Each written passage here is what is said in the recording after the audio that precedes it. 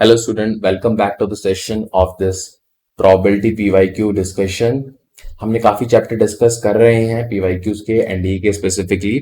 आज हम डिस्कस करेंगे with probability। That is the first session of probability।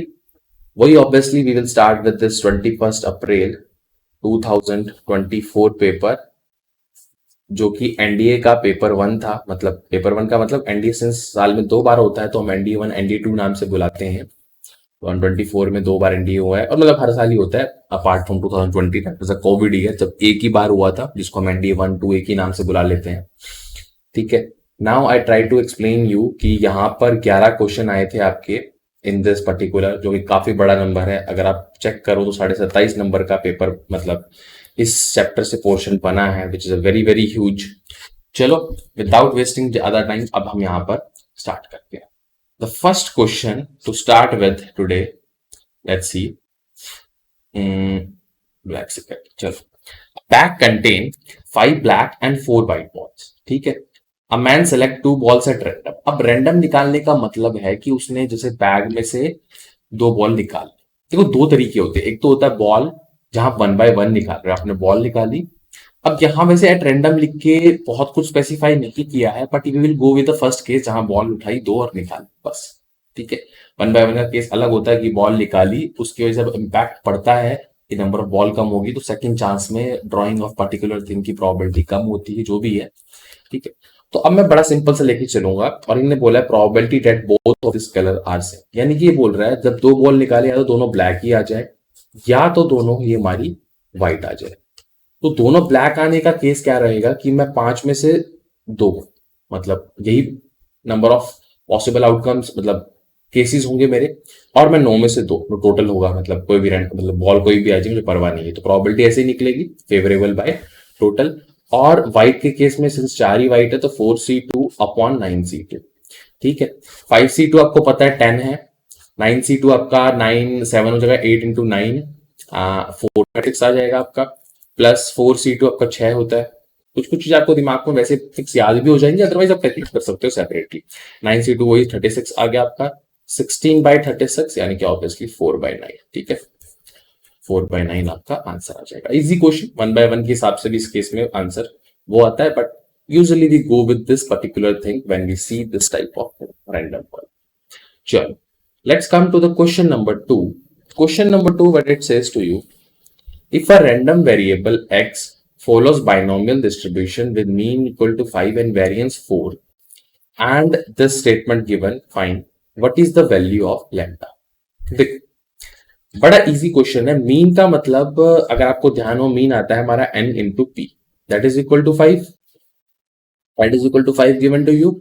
And variance हमारा आता है, अगर आपको याद हो, n इंटू पी 1 माइनस पी इज इक्वल टू आपको 4 दिया हुआ है। यहां से जब मैं इक्वेशन 1 और इक्वेशन 2, मैं जब अगर 2 बाय 1 करता हूं, when I do 2 divided by 1, I will get basically what? I will get 1 minus p is equal to 4/5. So I will get p equal to 1/5. p वही सक्सेस वाला बात। ठीक है, अब अगर मेरे को ध्यान हो, p of x of 3 कैसे लिखता हूं मैं, जितने भी नंबर, अब पहले एक बार n भी निकालो, p की वैल्यू 1/5 आ गई, put it here, you will get n equal to 25।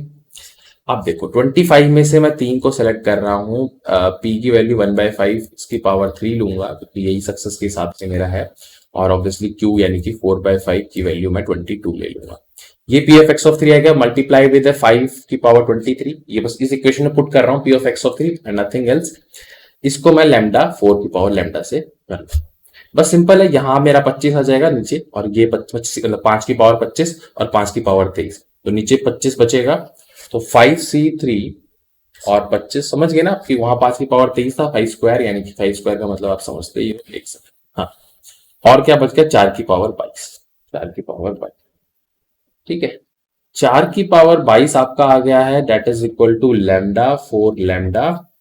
और मेरे ख्याल से यहाँ कुछ नहीं बचा आपको, बस मैं ये कह सकता हूँ सिंपल, आपको अगर आप सॉल्व करना चाहो फर्दर सॉल्व कर सकते हो चीजों को, but I will be insisting upon कि आप एक बार रैंडम वैल्यू पुट करके देखो। जैसे कि यहाँ लैम्डा 3 है, 5 है, 23 है और 25 है। 3 5 23 25 में से कौन सेटिस्फाई हो रहा है, पहले थोड़ा सा हो तो यहाँ सॉल्व कर सकते हो। 25 फैक्टोरियल अपॉन 3 फैक्टोरियल यानी कि 22 फैक्टोरियल तक तो आ जाएगा वहां पर। और तो बचेगा 23 इंटू 24 इंटू 25, एक 3 फैक्टोरियल बच जाएगा, इसको हम 6 बोलते हैं, यहाँ 25 होगा, यहाँ 4 की पावर 22, लैम्डा 4 लैम्डा, तो यहाँ थोड़ा बहुत सॉल्व कर सकते हो 25 को 25 से, यहाँ 4, तो 23 इंटू 4, एक बार कैलकुलेट मत करो ताकि आपको हेल्प मेंटेन रहे, 4 की पावर 23 आ गया, ठीक है, लैम्डा 4 लैम्डा, तो कुछ है नहीं, आप यहाँ से अगर कंपेयर करो तो लैम्डा ऑब्वियसली 23 आ जाएगा, मतलब रैंडम पुटिंग वगैरह कुछ भी नहीं करना आपको, सिंपल यहाँ से कंपैरिजन से आंसर मिल जाएगा। I hope you got this, is a simple question again, but yes थोड़ा बहुत कैलकुलेशन इन्वॉल्व था, ठीक है। Now let's come to the question number 3। In the देखो क्वेश्चन ओवरऑल 11 आए, 11 मुझे 5-6 तो मैं कहूँगा बड़े ही आसान क्वेश्चन आए, इनफैक्ट वैसे तो 11 ही आसान थे, थोड़े बहुत हल्के फुल्के कैलकुलेटिव क्वेश्चंस आ गए and it makes little bit of overall के not moderate but easy to moderate वाला कैटेगरी का फिर थोड़े से क्वेश्चन बन जाते हैं, ठीक है। If the letter of the word Tirupati but overall probability was easy I believe are written down at random, then what is the probability that t are always continuous? t always continuous, दोनों t को साथ में ले लो भाई, ठीक है। उसके बाद क्या बच गया, i बच गया, r बच गया, u बच गया, p बच गया, ठीक है, i r u p, एक सेकेंड i, ध्यान रखना t नहीं है, आप कंफ्यूज नहीं होना इससे, i r u p, एक a बच गया और t आपने साथ में ले लिया और वापिस से i आ गया आपका, ठीक है। तेरी पोती में 2 i आ रहे हैं आपके, एक और 2, ठीक है, any problem in that, I don't believe, ठीक है, एक और तो बस यही है, आई 2 बार आ गया आपका, आर आ गया, यू आ गया, पी ए आई, ठीक है। अब टोटल नंबर क्यों देखो, एक इसको एक ही माने तो साथ में रखना है हमेशा, इसने बस बोला कि ऑलवेज कॉन्टिन्यूस आने चाहिए, लेट द ऑलवेज की आर ऑलवेज कॉन्टिन्यूस, हाँ ठीक है, आगे पीछे कहीं हो सकता है बट साथ में रहने चाहिए। वहां के बाद ऐसे अगर मैं देखूं, यस ठीक है, 1 2 3 4 5 6 7, टोटल 7 फैक्टोरियल, बट ध्यान दो इसके अंदर आई 2 बार आ रहा है, 2 फैक्टोरियल से डिवाइड करूंगा।